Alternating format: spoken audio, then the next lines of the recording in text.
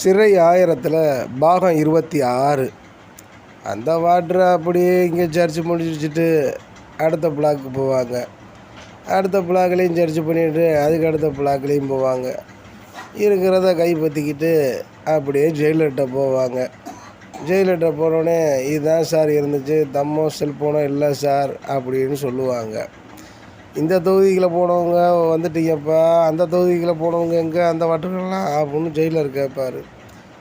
அவங்க ஒரு செல்ஃபோனையும் 2 கையையும் அடித்து கொடூரமாக அடித்து கொண்டுட்டு வருவாங்க. அடித்து கொண்டு ஜெயிலர் ஆஃபீஸில் கொண்டு வந்து நிப்பாட்டிடுவாங்க. ஜெயிலர் இருந்தால் பார்ப்பார், இல்லையானா ஆஃபீஸ் வாசலில் உட்கார வச்சுருப்பார் ஜெயிலர் வர்ற வரையும். ஜெயிலர் வந்தவனே ஒரு போர்டு போட்டு அவனை கொண்டு போய் செல்லில் ஒரு 20 நாளைக்கு அடைச்சிருவாங்க. அடுத்து அவன்கிட்டையும் பேச முடியாது, பீடி கூட கண்ணில் பார்க்க முடியாது. அந்த மாதிரி கொண்டு போய் லாக் பண்ணிடுவாங்க. அவன் அந்த 15 நாள் 20 நாள் கழிச்சிட்டு திருப்பி வந்துடுவேன் பிளாக்குக்கு.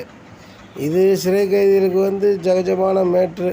ஏன்னா செல்லுக்குள்ளேயே செல்லு பார்க்குறது அவங்களுக்கு ஜாலியாக இருக்கும்.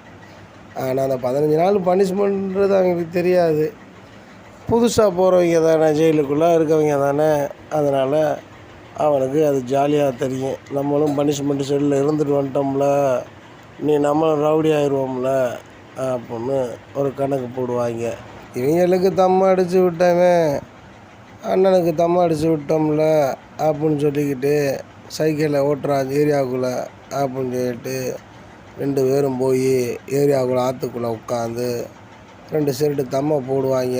போட்டு இழுத்துட்டு, இந்தடா மாப்பிள்ள செலவுக்கு காசு வச்சுக்க, நாளைக்கு வரேன் நான் அப்படின்னு சொல்லிட்டு மறுநாள் இவங்க ஆரம்பிப்பாங்க.